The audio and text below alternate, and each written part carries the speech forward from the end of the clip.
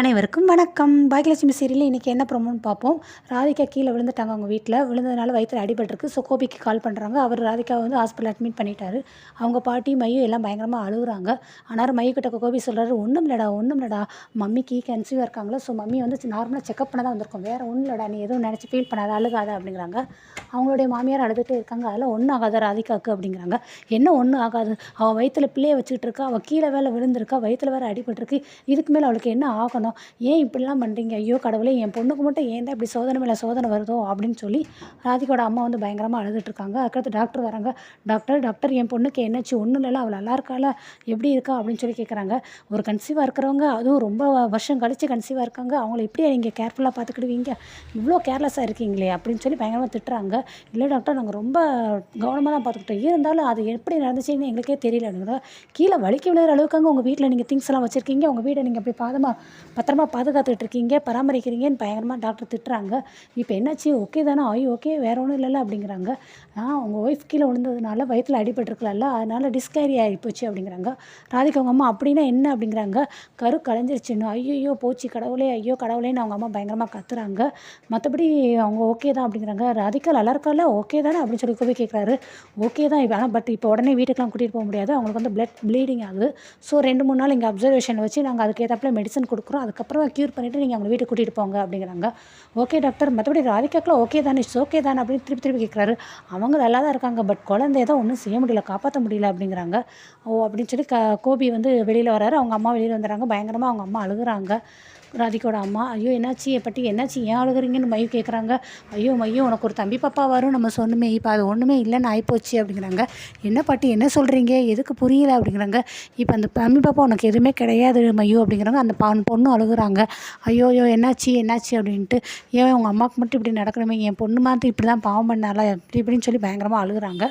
அவர் கோபி அழுதுட்டுருக்காரு. அதுக்கடுத்து வந்து கோபிக்கு ஒரு பக்கம் மனசில் வந்து அப்பாட நல்ல வேலை குழந்தை இல்லைங்கிற மாதிரி ஆகிப்போச்சு சொல்லி அது ஒரு பக்கம் சந்தோஷமாக இருக்கும், இன்னொரு பக்கம் அப்படியே அழுகிற மாதிரியும் கண்ணை இப்படி அப்படின்னு உருட்டிகிட்டு இருக்காரு. அடுத்து ராதிகா போய் பார்க்கலான்ட்டு உள்ளே போகிறாங்க. அவங்க பொண்ணு, அவங்க அம்மா, கோபி இவங்கெல்லாம் போகிறாங்க. நீங்கள் பக்கத்துலேயே வராதிங்க கோபி, அங்கே போங்க, ஆரம்பத்துலேருந்தே பேபி வேண்டான்னு சொல்லி இப்போ கடைசி அந்த குழந்தை இல்லைன்னு சொல்லி ஆக்கிட்டீங்களே, அது இல்லாத மாதிரி ஆக்கிட்டீங்களே நீங்கள் அப்படிங்கிறாங்க. ஐயோ ராதிகா, நான் என்ன பண்ணேன், இது இப்படி ஆகும்னு சொல்லி நான் எதிர்பார்க்கவே இல்லையே, இந்த மாதிரி ஆனதுக்கு நான் எப்படி காரணமாகவே, நானும் சந்தோஷமாக தானே இருந்தேன், ஒரு குழந்தை வரப்போகுதுன்னு. இல்லை நீங்கள் ஆரம்பத்துலேருந்தே இது வேண்டாம், இதை கலைச்சிருந்தானே தானே சொன்னீங்க, இப்போ அதுபடி தான் நடந்திருக்கு அப்படின்ட்டு ராதிகா கோவப்படுறாங்க. இதுக்கெல்லாம் யார் காரணம், நீங்கள் தான் அப்படின்னு.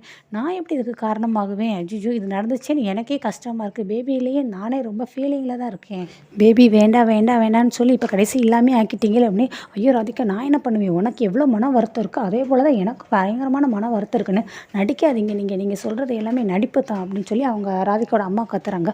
நான் என்ன நடிக்கிறேன் அப்படிங்கிறாங்க.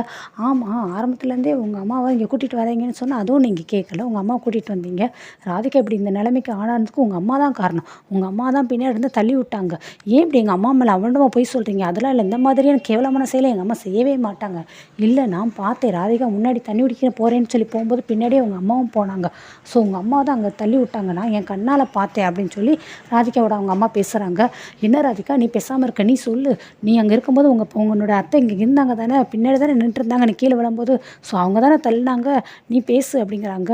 அப்புறம் ராதிகா அப்படியே பின்னாடி நடந்ததெல்லாம் யோசித்து பார்க்குறாங்க. அவங்க அத்தை பின்னாடி நின்னது, அவங்க தான் தள்ளி விட்டாங்க, இப்போ இந்த மாதிரி இமேஜின் பண்ணி, ஆமாம் உங்கள் அம்மா தான் என்னை தள்ளி விட்டாங்க, வேணுக்குன்னே தள்ளி விட்டாங்க, உங்கள் அம்மாவுக்கு ஆரம்பத்துலேருந்து இந்த குழந்தை வேண்டாம் தானே சொன்னாங்க, ஸோ இந்த குழந்தை இருக்கக்கூடாதுங்கிறதுக்காக உங்கள் அம்மா தான் என்னை தள்ளி விட்டாங்க அப்படின்ட்டு ராதிகாவும் அப்படியே ஆரம்பிச்சிட்டாங்க.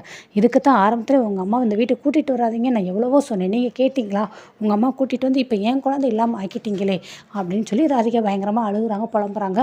கோபி, இல்லை எங்கள் அம்மா இந்த மாதிரி செய்யவே மாட்டாங்க அப்படிங்கிறாங்க, உங்கள் அம்மா தான் செஞ்சாங்க அப்படின்ட்டு ராதிகாவும் ராதிகாவோட அம்மாவும் இங்கே பயங்கரமாக போராடுறாங்க.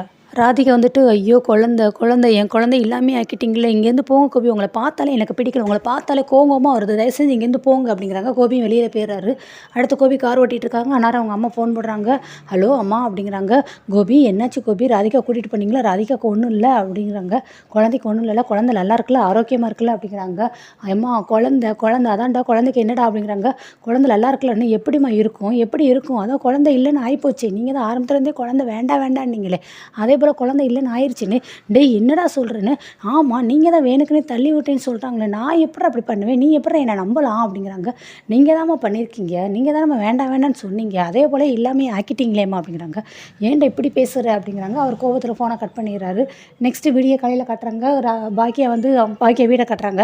பாக்கியா எப்பயும் போல் அஸ்யூஷுவல் காலையில் குளிச்சுட்டு தலையில் கொண்டையெல்லாம் போட்டுட்டு அவங்களுடைய வேலையை பார்த்துட்டு இருக்காங்க. கரெக்டாக நேரம் பாட்டி வராங்க, ஈஸ்வரி பாட்டி. அத்தை என்னத்தை இந்த நேரத்தில் வாங்க அத்தை, உள்ளே வாங்க அத்தைன்னு. இல்லை பாக்கியா நான் உள்ளே வரல, நீ ஏன் அத்தை வாங்க உள்ளே வாங்க, ஏன் ஒரு மாதிரி இருக்கீங்க, முகம்லாம் ஏன் இப்படி இருக்குது, என்னாச்சு அப்படிங்கிறாங்க. பாக்கியா ராதிகா நேற்று கீழே விழுந்துட்டா, வீட்டில் வயிற்றில் அடிபட்டுருச்சு, அவளை ஹாஸ்பிட்டலுக்கு கூட்டிகிட்டு போனாங்க. இப்போ வரைக்கும் வீட்டில் எல்லோரும் அங்கே தான் இருக்காங்க, அவள் கூட தான் எல்லாருமே இருக்காங்க, அவளுக்கு குழந்தை இல்லைன்னு ஆகிப்போச்சுன்னு. ஐயோ என்னத்தை என்ன சொல்கிறீங்க, நீங்கள் போய் ராதிகா பார்த்தீங்களா, பார்க்கலையா, என்னாச்சு அப்படிங்கிறாங்க. அவள் இந்த மாதிரி விழுந்துட்டா, ஆனால் நான் போய் பார்க்கல, ஆனால் கடைசி கோபிக்கு ஃபோன் போட்டு கேட்டதில் அவன் நான் தான் காரணம்னு சொல்லி சொல்கிறான் பாக்கியா. அப்போ நைட்டெல்லாம் நீங்கள் மட்டுமா இருந்தீங்க, ஹாஸ்பிட்டலில் எல்லாம் இருந்தாங்கன்னா நீங்கள் எங்கள் வீட்டில் இருந்தீங்க, தனியாக இருந்தீங்க, ஏன்ட்ட ஒரு வார்த்தை சொன்னால் நான் வந்து உங்களை கூட்டிகிட்டு வந்திருப்பேன் லத்த, இங்கே இருந்துக்கலாம்ல அத்தை, இப்போ எதுக்கு நீங்கள் வெளியில் நிற்கிறீங்க, வாங்க அத்தை உள்ளே போவோம் வாங்க அப்படிங்கிறாங்க. இல்லை பாக்கியா நான் உள்ளே வரல, ஆனால் கோபி இப்படி சொல்லுவான்னு சொல்லி நான் எதிர்பார்க்கவே இல்லை, குழந்தை வேண்டாம் வேண்டாம் நான் சொன்னதுனால தான் அந்த குழந்தை இல்லாமல் தங்காமல் போயிடுச்சின்னு சொல்லி என்ன சொல்கிறான். நான் அப்படி நினைப்பேன்னா, நான் அவனோட எதிர்காலத்தை நினச்சி, அவனோட வயசை நினச்சி, அவனுடைய உழைப்பை நினச்சி தானே அப்படி வேண்டான்னு சொல்லி சொன்னேன். ஆனால் குழந்தை எப்படின்னா நான் சபிப்பேன்னு சொல்லி யாராவது சொல்லலாமா, அதுவும் அவன் சொல்லிட்டான் பாக்கியா, எனக்கு அதுதான் ரொம்ப கஷ்டமாக இருக்குது அப்படிங்கிறாங்க. ஐயோ அத்தை அவர் ஒரு கோபத்துலேயோ ஒரு மன வருத்தத்துலேயே சொல்லியிருப்பார், அந்த நேரத்தில் ஏதாவது பேசியிருப்பார், நீங்கள் அவர் பேசுறதெல்லாம் எதுவும் பெருசாக எடுத்துக்கிடாதீங்க. இல்லை பாக்கியா நான் இப்படிலாம் பேசியிருக்க மாட்டேன்ல, என்ன போய் இப்படி அவன் பேசிட்டான் அப்படிங்கிறாங்க. சரி உள்ளே வாங்க, நீங்கள் எதுக்கு வெளியில் நின்று பேசிகிட்டு இருக்கீங்கன்னு. இல்லை பாக்கியா நான் உள்ளே வரல, எனக்கு இந்த மாதிரி அவன் பேசினாலும் மனசு ரொம்ப கஷ்டமாக இருந்துச்சு, உன்னை பார்த்து பேசினா எனக்கு கொஞ்சம் ஆறுதலாக இருக்குமே அப்படிங்கிறதுக்காக தான் உன்னை பார்த்து பேசுறதுக்காக வந்தேன், ஆனால் நான் வந்தேன் பேசினேன் அப்படிங்கிற விஷயம் வீட்டில் யாருக்கும் தெரிய வேண்டாம் அப்படிங்கிறாங்க. எதுக்கு அத்தை இப்போ தேவையில்லாமல் ரொம்ப பேசுகிறீங்க, வாங்க அத்தை நீங்கள் முதல் உள்ளே வாங்க அப்படின்னு சொல்லி பாக்கியா கூப்பிட்டுக்கிட்டே இருக்காங்க.